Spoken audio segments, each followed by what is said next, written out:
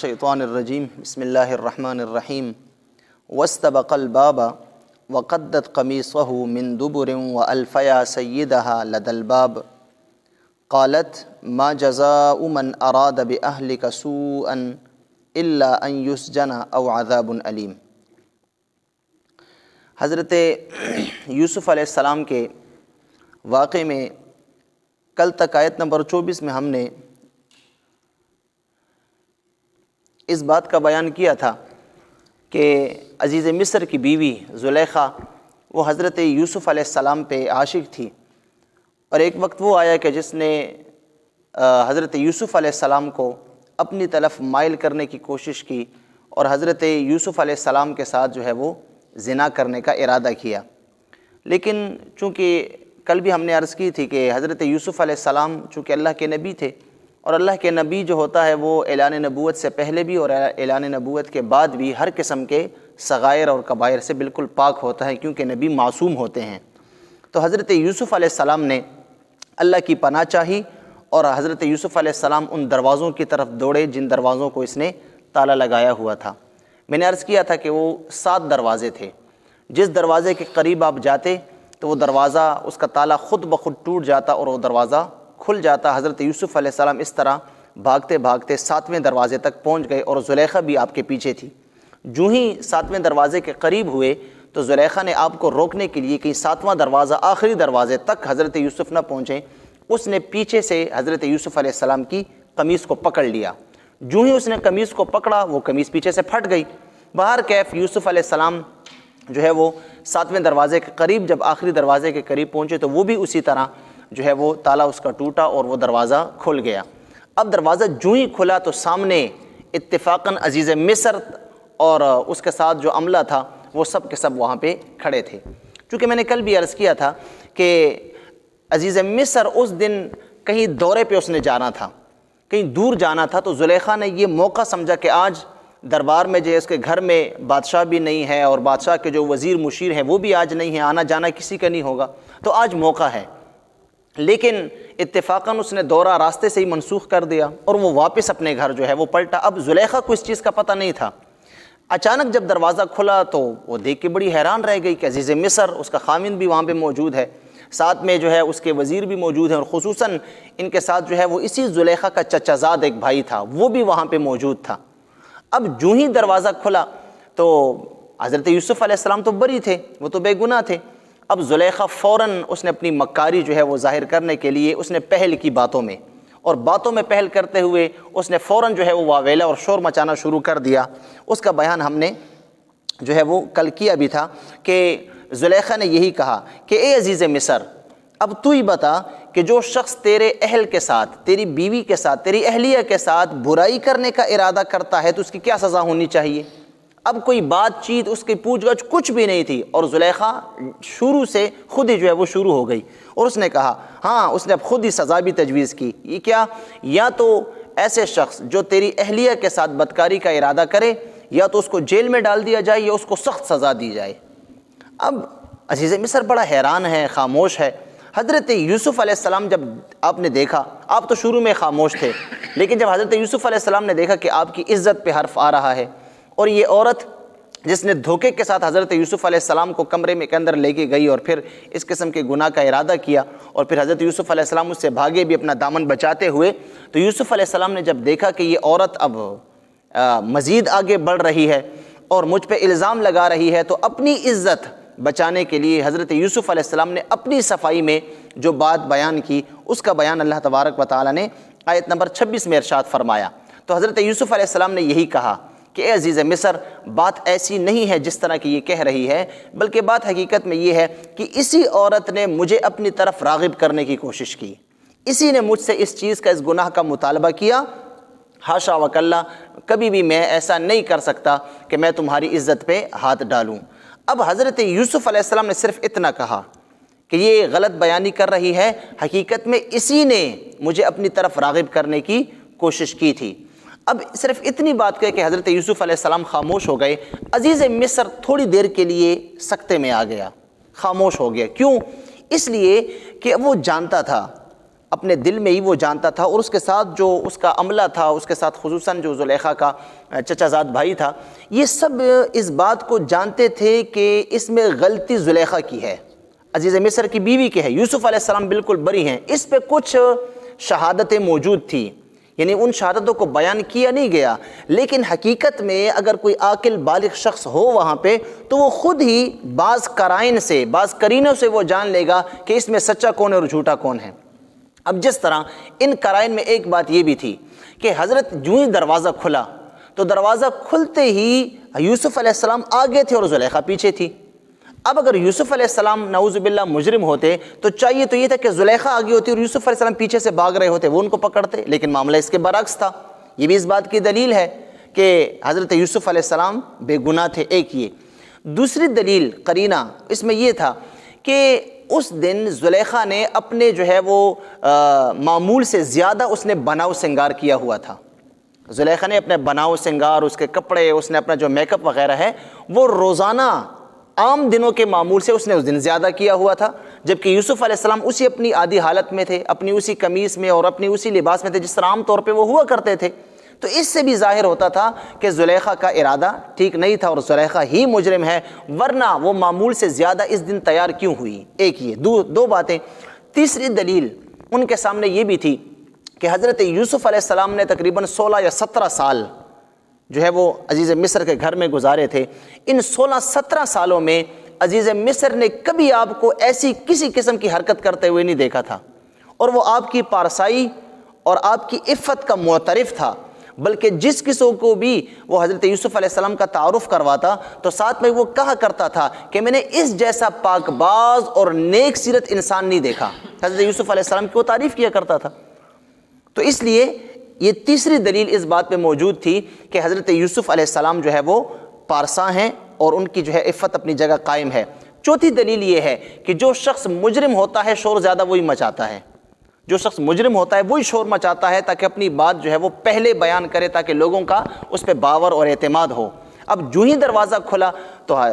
زلیخا وہ پہلے بولنے لگی، حضرت یوسف علیہ السلام خاموش تھے، تو آپ کی خاموشی بھی اس بات کی دلیل تھی، اور زلیخا کا واویلا مچانا، شور مچانا بھی اس بات کی دلیل تھی کہ زلیخا ہی اس واقعے میں مجرم تھی۔ ایک یہ۔ دوسری بات جو قرآن کریم میں جو شہادت بیان کی گئی ہے، دیکھیں یہ 4 یا 5 قرائن جو میں نے آپ کے سامنے ذکر کیے، ان سے خود بخود پتہ چلتا تھا کہ زلیخا عزیز مصر کی بیوی ہی گناہگار ہے اور وہ جھوٹ بول رہی ہے، اور یوسف علیہ السلام بالکل پاک دامن ہیں، آپ نے کبھی اس قسم کا کوئی ارادہ وغیرہ بھی نہیں کیا۔ لیکن قرآن کریم نے ایک دوسری شہادت بیان کی جس کو خارجی شہادت کہتے ہیں۔ خارجی شہادت کیا تھی؟ وہ یہ تھی، اس میں آگے آیتوں میں آ رہا ہے کہ جو ہی عزیز مصر خاموش ہوا، اس نے یوسف علیہ السلام کی بات بھی سنی، اس سے پہلے زلیخا کی بات بھی سنی۔ جب عزیز مصر خاموش ہوا، اب سوچنے لگا کہ کیا کیا جائے۔ اب یہ اس کی عزت کی بھی بات تھی، اس کی عزت کا بھی معاملہ تھا، اگر باہر بات نکل جاتی تو یقیناً اس کے لیے بڑی بے عزتی کی بات تھی۔ لیکن ابھی اسی سکتے میں تھا، اسی سوچ میں تھا کہ وہاں پہ قریب ہی ایک چھوٹا بچہ ابھی جھولے میں پڑا ہوا تھا، اور روایت میں آتا ہے قرآن کریم نے کہا کہ یہ چھوٹا بچہ یہ اسی زلیخا کے خاندان سے تھا، زلیخا ہی کے خاندان کا تھا۔ اب مختلف روایات ہیں کہ یہ بچہ کون تھا، تو یہ بچہ ایک روایت میں آتا ہے کہ زلیخا کا جو ہے وہ ایک چچا زاد اس کی بہن تھی، یا ایک روایت میں آتا ہے کہ اس کی اپنی سگی بہن تھی، بعض روایات میں آتا ہے کہ نہیں اس کی خالہ زاد بہن تھی، بعض میں آتا ہے کہ نہیں یہیں پہ اسی زلیخا کی ایک لونڈی تھی، اس لونڈی کا ایک چھوٹا سا بچہ تھا جو بھی جھولے میں تھا، جھولے والا دودھ پیتا بچہ تھا، وہ وہاں پہ قریب ہی جھولے میں پڑا ہوا تھا۔ جب یہ باتیں ہونے لگی تو اللہ تبارک و تعالیٰ نے اس بچے کو گویائی عطا کی، اس بچے کو گویائی عطا کی، اور وہ بچہ جو ہے وہ بولنے لگا، پنگوڑے میں جھولے میں ہے، اور اس نے وہاں سے آواز دی، اے عزیز مصر خیال رکھنا، غلط فیصلہ نہ کرنا، غلط فیصلہ نہ کرنا، میں تمہیں بتاتا ہوں کہ تم نے کیسے سچ اور جھوٹ کو پہچاننا ہے۔ تو اس بچے نے جھولے میں سے آواز دی،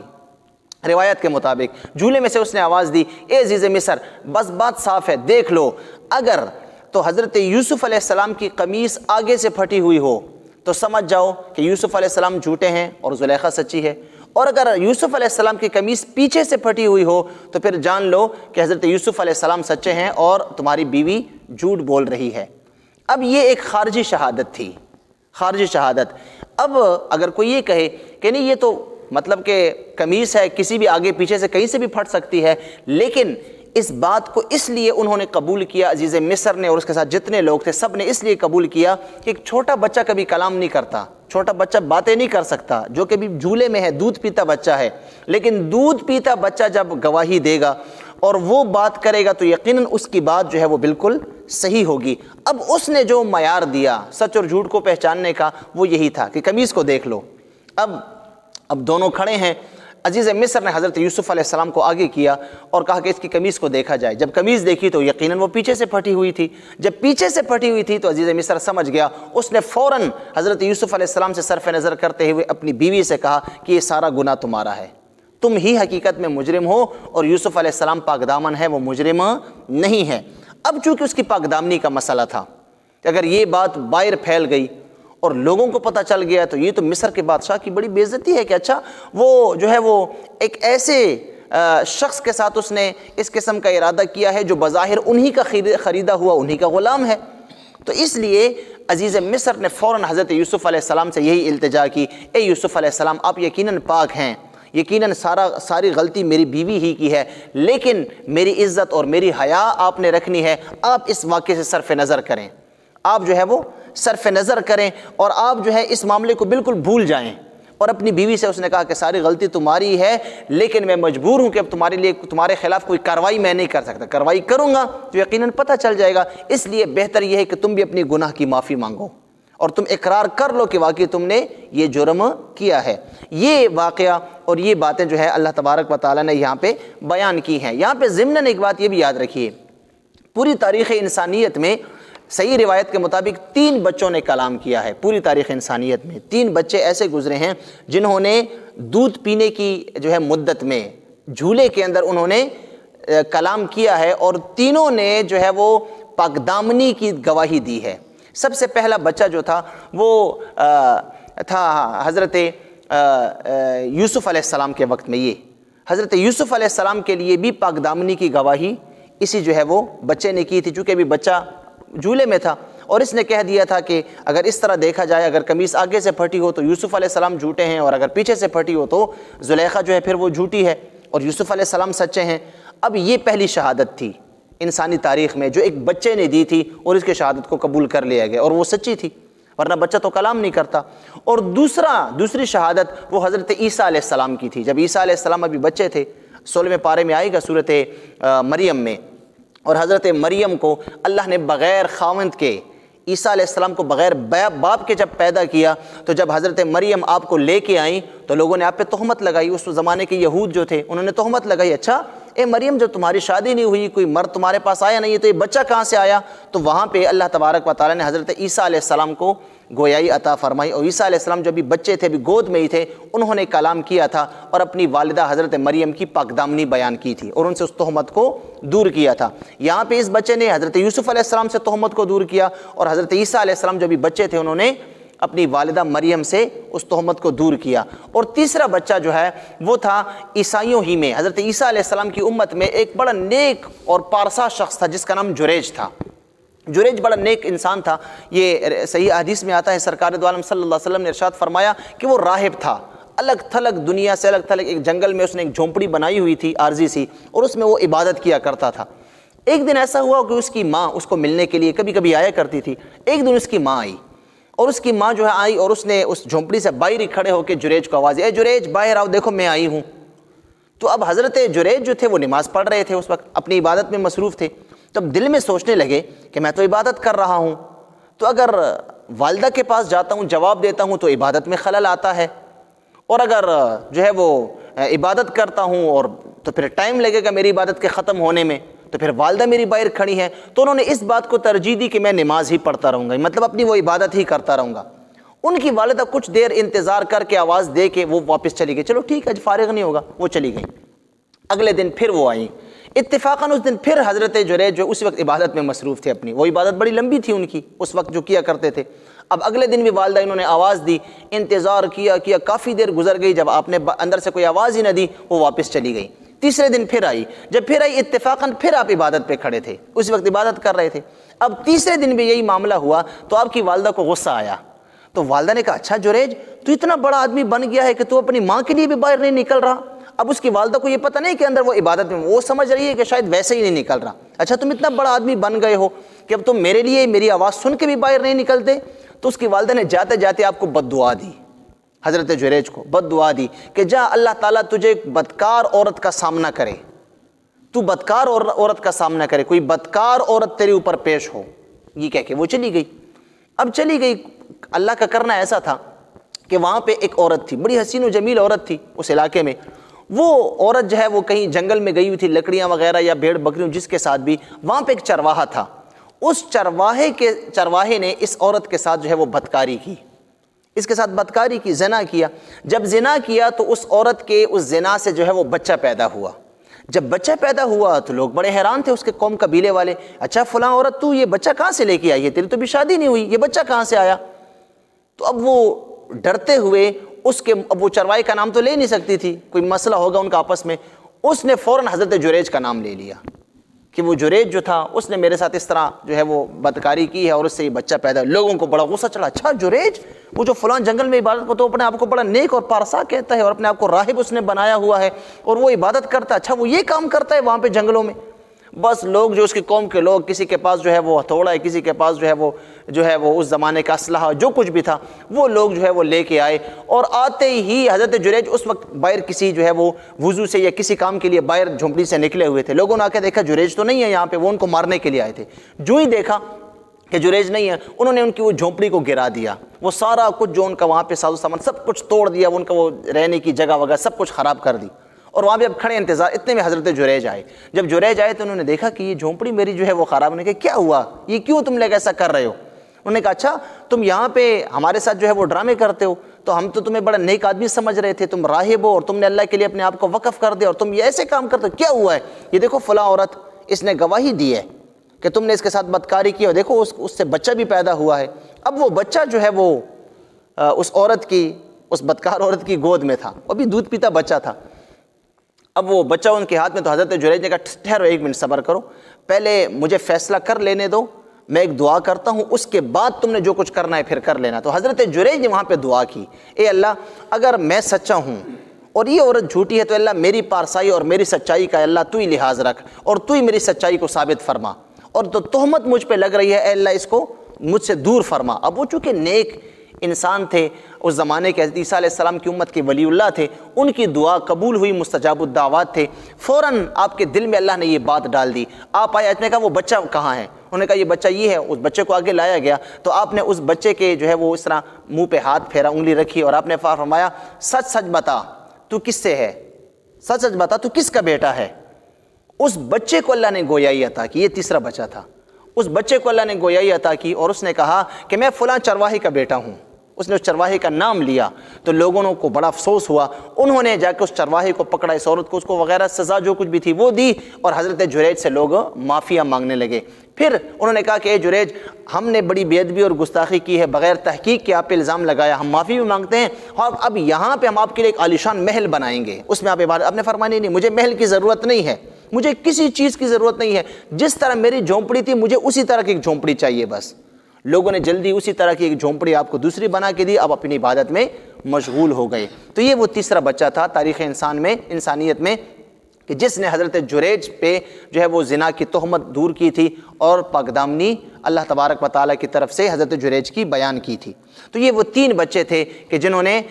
جو ہے وہ پاکدامنی لوگوں کی بیان کی ہے. تو اللہ تبارک و تعالیٰ نے فرمایا، آیت نمبر 25 سے دیکھیں ترجمہ. اللہ نے فرمایا وَاسْتَبَقَ الْبَابَ، وہ دونوں دروازے کی طرف دوڑے، یعنی حضرت یوسف آگے تھے اور زلیخا پیچھے تھی. وَقَدَّتْ قَمِيصَهُ، اور زلیخا نے، عزیز مصر کی بیوی نے آپ کی قمیص کو پکڑا یا قمیص کو کھینچا، من دبرن، پیچھے کی طرف سے. یا اس طرح بھی اس کا ترجمہ ہو سکتا ہے وَقَدَّتْ قَمِيصَهُ، اور اس نے قمیص کو پکڑ کے پھاڑ دیا. مطلب وہ پیچھے زور کر رہی تھی، یوسف علیہ السلام آگے زور کرے تو قمیص پیچھے سے پھٹ گئی. من دبرن، پیچھے سے. وَأَلْفَيَا سَيِّدَهَا، اور ان دونوں نے پایا سیدہا، عزیز مصر کو، زلیخا کے خاوند کو، لد الباب، دروازے کے قریب. قالت، تو فوراً زلیخا بولی، ما جزاء من، اس شخص کی سزا کیا ہوگی اے عزیز مصر، اراد بأہلک سوءا، جو تیری اہلیہ کے ساتھ برائی کا ارادہ کرتا ہے، الا ان یسجن، اس کی سزا یہی ہو سکتی ہے، یا اس کو قید میں ڈال دیا جائے، او عذاب علیم، یا کوئی اور دردناک سزا دی جائے۔ قال، حضرت یوسف علیہ السلام نے فرمایا، ہی راودتنی، اسی عورت نے مجھے راغب کیا، عن نفسی، اپنی طرف،